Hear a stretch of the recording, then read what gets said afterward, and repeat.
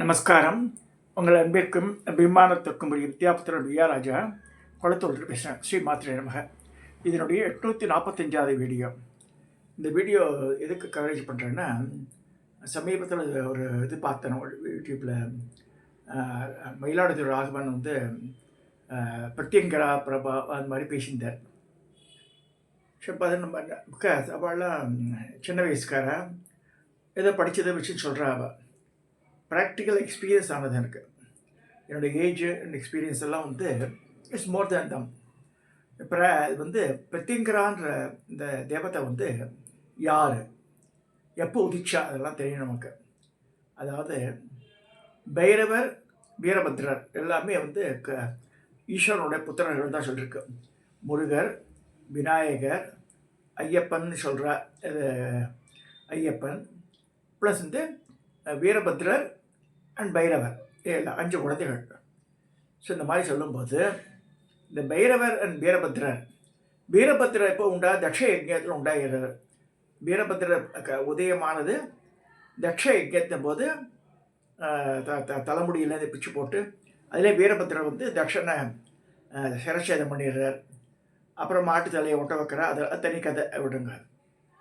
Coming to பைரவருடைய உதயம் எப்போ ஆகுதுன்னு பார்க்கணும். எப்போ ஆகுறதுன்னா, நரசிம்மவதாரமான பிறகு மகாவதார நரசிம்மா கூட இந்த அனிமேஷன் கொண்டு வந்துருக்கான். ஸோ நரசிம்மருடைய உக்கிரகம் தாங்காமல் அவர் பிரகலாதனுக்காக வடிவெடுத்து தூணை பழங்கி வந்துட்டார். பட் அவர் ஒவ்வொரு தடவையும் பெருமாளுடைய அவதாரம் நிகழ்ந்து திரும்பி மேலே வைகுண்டத்துக்கு போய் ஆனான். அப்போ அவரே he cannot go himself. So அந்த அவதாரத்தை முடிக்கணும். அதுக்கு பரமேஸ்வரன் தான் அவர் ஹெல்ப் பண்ணணும். அவருக்கு வாமன அவதாரத்துலேயே அப்படி தான் வாமனனுடைய தோலை கிழிச்சு விடுறாரு. யார்? பரமேஸ்வரன் கிழித்து தான் சட்டையாக போட்டுக்க. அதான் சட்டைநாதர். இங்கே சீர்காழியில் இருக்கு இல்லையா, சட்டைநாதர்ன்றது யாரோட சட்டை? அது இவருடைய வாமனனுடைய சட்டை. வாமனுடைய தோலை கிழிச்சு போட்டு வாமன அவதாரம் முடிச்சு வச்சிடுறார்.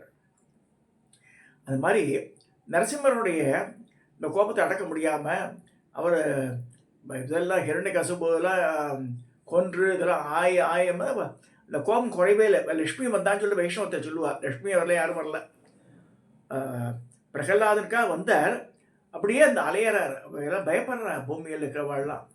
அந்த நேரத்தில் பரமேஸ்வரன் போய் முறையிடுறார் எல்லாரும். நரசிம்மரோட கோபத்தை அடக்க முடியலையாண்டு அப்பா அனுப்புகிறார். யார்? பரமேஸ்வரன் பைரவரை தோற்றுவிச்சு நீ போய் அடக்கிட்டு வான்றார். பைரவரை சண்டை போடுறார். சண்டை போட்டால் என்ன ஆகுதுன்னா, பைரவரை கிழிச்சு வச்சுருவாங்க.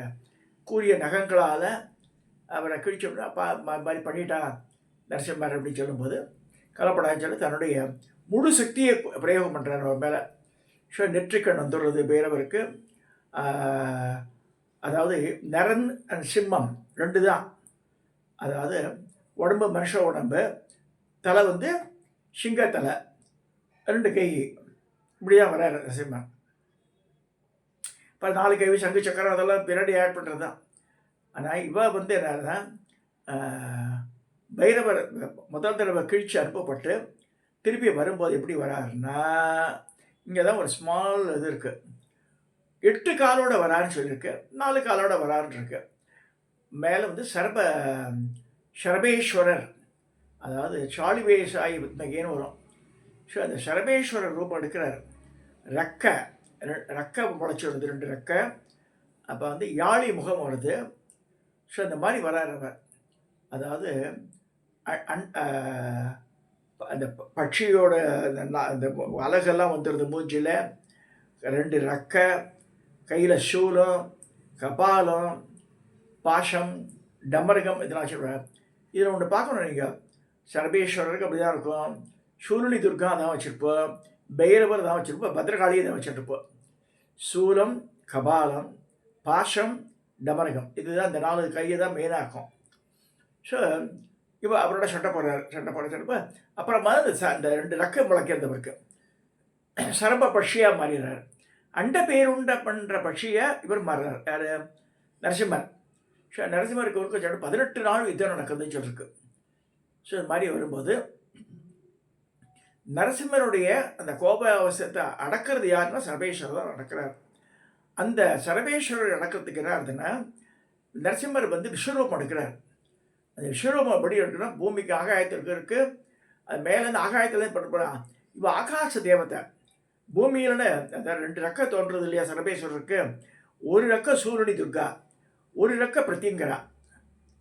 பிரத்யங்கரான்னு ஒரு தேவதை. அவ ஒரு ரெக்கையா வரா, இவ ஒரு ரெக்கையா வரா. இவ வந்து மேலேருந்து இவ பூமி தேவதை, அவ வந்து ஆகாச தேவதை. ஷம் பட்ச ஜுவாலா ஜிப்ஷே கராளதம் ஸ்ரே பிரத்யங்கரே ஷம் ஹ்ரீம் ஹூம் பட் ஸ்வாகான்னு முடியும் மந்திரமே.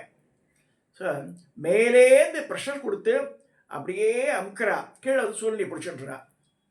ஸோ அந்த மாதிரியெல்லாம் ஆகி இவர் அண்டை பேருண்டுன்ற பட்சியாக சர்வ பட்சியாக மாறுறார்.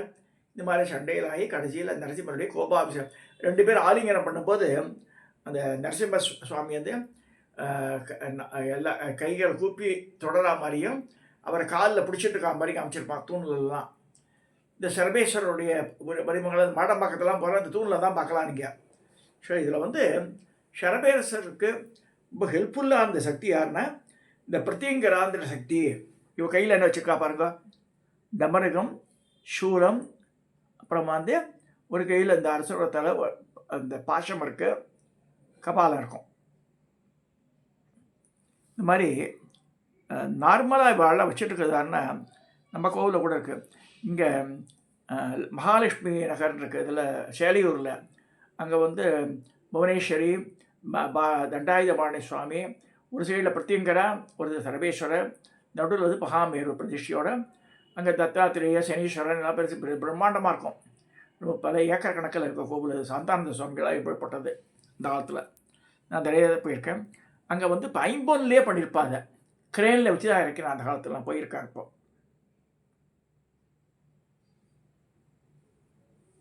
எனக்கு வந்து ஒரு 25 வருஷத்துக்கு முன்னாடி டாக்டர் ராஜன் ஒருத்தர் கேஎம்சியில் ப்ரொஃபஸராக இருந்தவர். அவர் வந்து after retirement went and settle வடவேற்காடுன்னு வரணும். சோழவரம், அதாவது ரெட்டில்ஸ் தாண்டி சோழவரம் ஒரு டவுன் இறங்கும். அடையாளம் முன்னாடியே வந்துடும் ஆப்போசிட் சைடில். அந்த டவுனில் சோழவரத்துக்கு போனால் செட்டிநாடு குதிரை பண்ணையும் போட்டிருக்கோம். அப்படியே உள்ளே 1 கிலோமீட்டர் போனால் வடவேற்காடுன்னு இருக்கு. 108 கோவில் இருக்குது உள்ள இந்த காம்பவுண்ட் உள்ள. அதை கவர்மெண்ட்டு கொடுத்துட்டார். அவர் பெண்கள்லாம் சரியாக கோஆப்ரேட் பண்ணலாம் சொல்லிட்டு கவர்மெண்ட்டுக்கு வச்சுட்டார். அவருக்கு சமாதியே இருக்குது. டாக்டர் ராஜன் வந்து எனக்கு அதாவது என்னோடய குருமாதாவுக்கும் ரொம்ப பிடிக்கும் அவரை. அங்கே வந்து அஷ்டலட்சுமி இதில் வந்து வீரலட்சுமி பண்ணி கொடுத்தா குருமாதா அந்த வடவேற்காட்டில். அங்கே என்ன பெரிய சிங்க வடிவில் இருக்கும். சிங்கம் உட்காந்துட்டுக்கா மாதிரி ஒரு கோவில் கட்டி வச்சுருக்கார். அது வாயில் படிக்கட்டில் ஏறி உள்ளே போனதுன்னா உள்ளே வந்து பிரத்யங்கரா இருப்போம். குகை உள்ளே இருக்கிறதுக்கு பதிலாக அந்த சிங்கத்தோட உடம்பு உள்ளே இருக்கா மாதிரி இருக்கும் பிரத்யங்கரா. இந்த பிரத்யங்கரான்ற தேவதை அதிபயங்கரமான சக்தியோ. என்னோடய வாழ்க்கையில் எப்படி விளையாடினான்னா, இவர் டாக்டர் ராஜன் வந்து மந்திரபதேசம் பண்ணிட்டார் 20-30 வருஷத்துக்கு முன்னாடி எனக்கு. அது சொல்லிட்டே இருக்கேன். இப்போ 2001 இந்த வீடு வாங்கிட்டு வந்தேன். 2002ஆம் வருஷம் ஒரு கல்யாணத்துக்காக போயிட்டு நாங்கள் சோழிங்கந்தளவுக்கு போயிருக்கோம். அங்கே வந்து பிரத்யங்கரா பீடம் இருக்குன்றா பார்க்கலாம். சரி, என் ஒய்ஃப் சொன்னால் சரி பார்க்கலான்ட்டு பெரிய பொண்ணு நானே என் ஒய்ஃபு போயிருக்கோம். 11 மணி இருக்கோம், உட்காந்துட்டுருக்கோம். அப்போ வந்து லலிதா சஹஸ்ரநாமத்துலேருந்து ஒரு சந்திரசேகர குருஜியும் ஒருத்தர் இருந்தார் அங்கே. இப்போ நோ அவர் பையன் தான் பார்த்துக்கிறான் பிரத்யங்கரா பீடத்தை. அவர் வந்து சொல்லி இங்கே வந்திருக்க அதில் வந்து அம்பாள் வந்து விக்கிரக ரூபத்தில் இருக்கா, வாங்கோன்ற. என் ஒய்ஃப் சொன்னா நம்மளை கூப்பிட்றா போல இருக்கு பாருங்கன்னு. நிறைய 500 பேர் இருக்கா சதஸில், யாரை வேணா கூப்பிடுவார். எப்படி சொல்லி நிறைய பேர் பூஜ்யம் பண்ணுறா. இப்போ வழக்கு கடையில் விற்கிறா எல்லா இதையும். இப்போ இந்த காலத்தில் அந்த காலத்துலேயும் வந்து இந்திரா ஸ்டோர்ஸ் இருக்குது, பிஎல்டி ஸ்டோர்ஸ் இருக்குது. இவெல்லாம் வந்து விக்கிரகங்களை விற்றா. எல்லோரும் விக்கிரக ஆராதனை ஆரம்பிச்சிட்டா. அந்த காலத்துலலாம் கிடையாது. விக்கிரக ஆராதனை ரொம்ப very limited, very few people. 1000ல் ஒருத்தர் தான் வச்சுட்ருப்பா விக்கிரகன்றது. இப்போ அப்படி இல்லை, தடுக்கி விழுந்தா எல்லா இடத்துலையும் விக்கிரகங்கள் இருக்குது.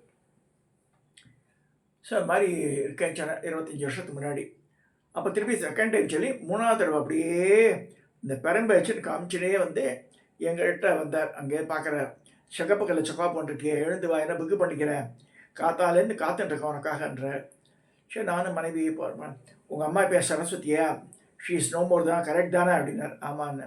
சரி உள்ளவா, உன்னை பற்றி என்ன போட்டிருக்கு பாரு புத்தகத்தில் சொல்லி ஒரு கையெழுத்து பிரதி புத்தகம் அப்படியே தூக்கி போட்டார் என்கிட்ட.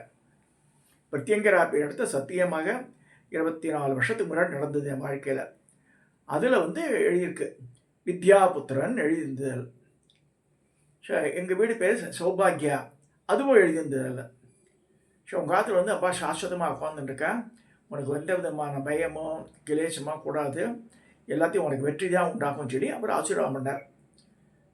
இது எப்போ நடந்தது? 24 வருஷத்துக்கு முன்னாடி நடந்தது. அதில் வந்து இந்த கையெழுத்து பிரதி புஸ்தகம் A4 சைஸு, A3 சைஸ் அந்த இது ட்ராயிங் ஷீட் ஆட்ட அந்த ஒரு ஷீட்டும் இவ்வளோ பல்கி புக்கு அது தூக்கவே முடியலனால அதில் ஒரு பக்கத்துக்கு எழுதியிருந்தது என்ன அடியான குறித்து. அதில் வந்து வித்யாபுத்திரன் 2 இடத்துல வந்தது. உன் பேர் வித்யாபுத்திரன், இனிமேல் நீ அதை போட்டுக்கணும்னுட்டார். இப்போ என் மருமகனோட கேள்வி பண்ணான், நம்ம அம்மா நீங்களே போட்டுக்க, எல்லாமே டைட்டில் நீங்களே கொடுத்திப்பாள, நான் எனக்கு கொடுக்குறது, அவர் இது மாதிரி குருஜி சொன்னார்ரா அப்படின்னு. நல்லா எதுக்கு சொல்ல வரேன்னா, அவனோட ஆளை அவன் தாழ் வணங்கின மாதிரி பிரத்யங்கரா பீடத்தில் தான் எனக்கு இந்த இது டைட்டிலே வந்தது. அதை சொல்ல வரேன் நான். ஸோ இந்த பிரத்யங்கரான்ற தேவதை வந்து மகோன்மதமான தேவதை. அவன் மந்திரங்கள் சொல்லிக்கும் போது எனக்கு நடந்தது எல்லாம். இதெல்லாம் எதுக்கு சொல்ல வரேன்னா, எந்த விதமான பிரச்சனைகள், பில்லி சூனியம் ஏவ கண் திருஷ்டி எல்லாத்தையும் தூக்கி தவிடு பொடியாக்கிடுவோம். அப்புறமா எங்கள் கோவிலில் நான் தலைவராகும்போது இந்த பிரத்யங்கர ஹோமம் பண்ணியிருந்தேன். இப்போ வந்து ரொம்ப சிம்பிளாக பண்ணுறா. அப்போ மூட்டை மூட்டையாக மிளகாலாம் போடுவோம், ஒரு நடி வராது. ஸோ பிரத்யங்கர ஹோமம் நான் மந்திரம் இந்த தினம் அனௌன்ஸ் பண்ணி 200 பேர் பணம் கட்டி சேருவா ஒவ்வொரு அமாவாசைக்கும். அந்த மாதிரி ரொம்ப சிறப்பாக நடந்தது. பிரத்யங்கரா எங்கள் கோவிலில், ராஜராஜேஸ்வரி கோவிலில் சுற்றி வரும்போது கோஷ்ட தேவதையாக அம்பாளுக்கு பின்பக்கம் இருக்குது பிரத்யங்கரா தேவி.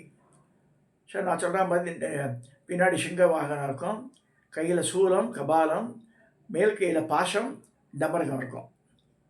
இதே மாதிரி தான் அங்கே இருக்க பத்திரகாளி வச்சுட்டுருப்போம், பைரவர் அப்படி தான் வச்சுட்டுருப்பார். இந்த பக்கத்தில் சம்பத்கிரி, இந்த பக்கம் அஸ்வாரூடா இருப்போம்.